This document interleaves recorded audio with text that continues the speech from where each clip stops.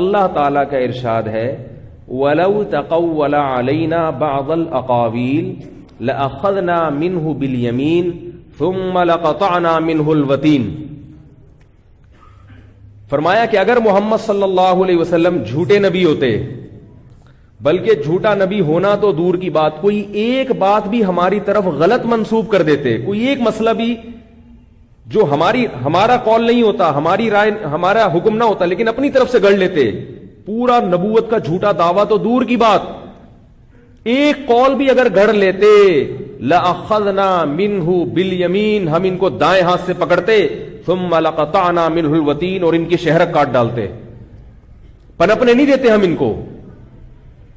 تو مرزائی جو ہے نا، جو غلام احمد قادیانی کے مریدین ہیں، جو اس کے جھوٹی نبوت پہ ایمان لانے والے، وہ اس آیت کو پیش کرتے ہیں مرزا غلام احمد کی نبوت کے حق میں.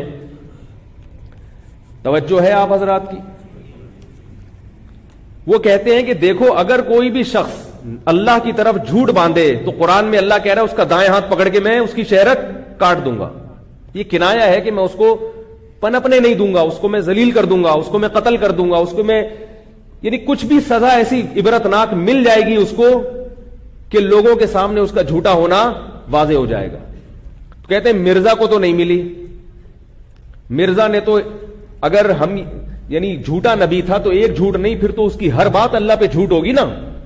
تو اتنے کروڑوں جھوٹ اس نے بولے، پھر بھی جناب دیکھو اس کے خلفاء لندن میں کیسی حکومتیں چل رہی ہیں ان کی، اور 100 سال ہو گئے قادیانی دنیا میں پھیلتے چلے جا رہے ہیں. سوال سمجھ میں آئے گا تو جواب انشاءاللہ سمجھ میں آئے گا. اس کا جواب کیا ہے؟ اس کا جواب یہ ہے کہ یہ ہر شخص کے بارے میں نہیں ہے. یہ جو قرآن نے دھمکی دی ہے اس شخصیت کے بارے میں ایک دھمکی دی ہے کہ جس کا کردار اتنا اچھا رہا ہو کہ لوگ اس کی بات پر یقین کرتے ہوں. وہ اگر کہے کہ احد پہاڑ کے، وہ اگر کہے کہ اس پہاڑ کے پیچھے سے لشکر آ رہا ہے حملہ کرنے کے لیے، تو لوگ آمنا و صدقنا کہیں، جس کا کردار ایسا ہو. ایسا شخص جب اللہ پہ جھوٹ باندھے گا تو اس جھوٹ کے سچا ہونے کا لوگوں کو گمان ہوگا کہ یہ شخص جھوٹ نہیں بول سکتا. تو ایسے شخص کو جو اللہ کی طرف غلط نسبت کرے، جس سے لوگوں کو کنفیوز ہونے کا خطرہ ہو، اللہ ایسے شخص کو پنپنے نہیں دیں گے، کیونکہ پھر اللہ پر الزام ہے. کوئی بھی بھنگی چمار اٹھ کے اگر اللہ پہ جھوٹا بہتان باندھ دے تو اللہ اس کو دنیا میں سزا نہیں دیتے، کیونکہ تو بھنگی چمار تم اس پر ایمان کیوں لے کر آ رہے ہو؟ اس کی حیثیت تو دیکھو پہلے.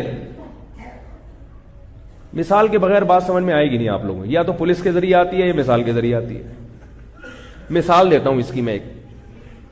دیکھو ایک سفیر ہے یہاں پہ، 3 پیس سوٹ اور ٹائی میں، لگژری گاڑی ہے اس کے پاس، پیچھے پولیس کی موبائل ہے سیکیورٹی کے لیے، اور وہ جو بھی سفیروں کا حلیہ ہوتا ہے، جو بھی سفیروں کا کردار ہوتا ہے، ظاہری علامات ہوتی ہیں، وہ ساری اس میں آپ کو نظر آ رہی ہیں. اور انگلش بھی فرفر بول رہا ہے، شکل سے بھی برطانیہ کا، UK کا لگ رہا ہے، کہیں سے بھی اس میں چھانگا مانگا کی، چیچا وطنی، شکر پڑیاں کی وہ اسمیل کہہ لیں یا خوشبو کہہ لیں نہیں آ رہی. آئی بات سنیں، بندہ ہمیں یہاں لگ جاتا ہے نا فوراً، یہ بندہ یہاں کا، اور آپ دنیا میں کہیں بھی جائیں پاکستانی شکل سے پکڑا جاتا ہے، یہ اپنا ہی ہے. اور عجیب سی محبت ہوتی ہے، صحیح بتا رہا ہوں آپ کو. کہیں بھی جاؤ نا تو فوراً پتہ چل جاتا ہے، چاہے وہ جبہ پہن لے، رومال پہن لے عربوں والا، لیکن پتہ چل جاتا ہے کہ یہ پاکستانی. اور بڑی اچھی خوشی سی محسوس ہوتی ہے کہ یار اپنائیت محسوس ہوتی ہے. آدمی کہتا ہے یہ صحیح ہے، ٹھیک ہے نا. تو اب یو کے بورن معلوم ہو رہا ہے وہ آدمی، UK کی پیدائش والا، انگلش بھی فرفر، اور وہ چمڑی بھی اس کی گوروں جیسی، بال بھی بالکل سنہری بال ہیں، پورا گیٹ اپ کیسا ہے؟ ایسا جیسے سفیروں کا اور UK کے، برطانیہ کے سفیروں کا ہوتا ہے. وہ آ کے ایک پریس کانفرنس کر رہا ہے اور برطانیہ کی طرف سے بیان ریکارڈ کروا رہا ہے کہ بھائی حکومت برطانیہ پاکستان کو یہ پیغام دینا چاہتی ہے. اگر وہ جھوٹا ہوگا برطانیہ اس کو چھوڑے گا؟ فوراً اخبار میں اناؤنس کرے گا، ریڈیو پہ اعلان کرے گا، ٹیلی ویژن میں کہ ہمارا اس بندے سے کوئی تعلق نہیں ہے، پبلک دھوکہ کھانے کی کوشش نہ کرے، ہم اس کے ذمہ دار نہیں ہیں. پھر بھی باز نہ آیا تو عبرتناک سزا ملے گی اس کو، کیونکہ لوگ کنفیوز ہو رہے ہیں. اور ایک وہ آدمی ہے جھاڑو ہاتھ میں, دھوتی بنیان میں گھوم رہا ہے, محلے کے گٹر صاف کر رہا ہے, صحیح ہے نا, اس گٹر سے گھستا ہے, دوسرے گٹر سے نکلتا ہے صفائی کر کے, خود کبھی نہیں نہایا, یہ کہتا ہے, بیان جاری کرتا ہے اسی حلیے میں کہ میں برطانیہ کا سفیر ہوں, مجھے یو کے نے بھیجا ہے اور میں پاکستان کے سفیر سے ملاقات کرنا چاہتا ہوں, یہ پیغام دے کے. جتنا بڑا بھی جلسہ کر لے, برطانیہ اس کی مذمت میں یا اس کی تردید میں اعلان کرے گا, بولے گا یہ کون ہے. برطانیہ کہے گا کہ میں نے اگر اس کی نفی بھی کی نا تو میری وجہ سے یہ مشہور ہو جائے گا. ابھی تو بالکل بھی عزت نہیں ہے, لیکن تھوڑی عزت اور. تو اس پر جو ایمان لانے والے ہیں, اس کو میرا سفیر سمجھنے والے, وہ مخنچو ہیں, وہ اتنے گرے ہوئے لوگ ہیں, ان کی مینٹل اپروچ اتنی کم ہے کہ مجھے وضاحتی بیان جاری کرنے کی ضرورت نہیں, جس نے گمراہ ہونا ہے ہو جائے. تو یاد رکھو, نبی کا بھی ایک گیٹ اپ ہوتا ہے, وہ ظاہری حلیہ نہیں ہوتا. اللہ کسی ہر شخص کو نبوت نہیں پکڑا دیتے. انبیاء کی زندگی نبوت سے پہلے بھی بے داغ ہوتی ہے اور نبوت کے بعد بھی بے داغ ہوتی ہے. ہر شخص کو نبوت نہیں ملتی, ہر نیک آدمی کو نبوت نہیں ملتی. 40 سال کی عمر میں محمد صلی اللہ علیہ وسلم کو نبوت ملی, موسیٰ علیہ السلام کو 40 سال کی عمر میں نبوت ملی. اس سے پہلے کی زندگی وہ لوگوں کے سامنے دلیل ہوتی ہے, گواہ ہوتی ہے وہ زندگی اس بات پر کہ یہ جھوٹ نہیں بول سکتے. عیسیٰ ابن مریم کو بچپن میں نبوت ملی, مگر بغیر باپ کے اللہ نے پیدا کیا اور ماں کی گود میں اپنی ماں کی پاک دامنی کی گواہی دلوائی. دودھ پیتا بچہ لوگوں کو نماز اور زکوٰۃ کا حکم دے رہا ہے. ایسی بے داغ سیرت, ایسا خوبصورت کردار, ایسے خوبصورت کردار کا آدمی اگر اللہ پہ ایک جھوٹ بھی باندھے, ایک جھوٹ بھی باندھے, اللہ فرماتے ہم اس کو پنپنے نہیں دیں گے, کیونکہ اس کی دعوت پر اس کی دعوت سے لوگ کنفیوز ہو رہے ہیں. لوگ وہ سمجھیں گے کہ اللہ کا کلام ہے, حالانکہ وہ اللہ کا کلام نہیں ہوگا.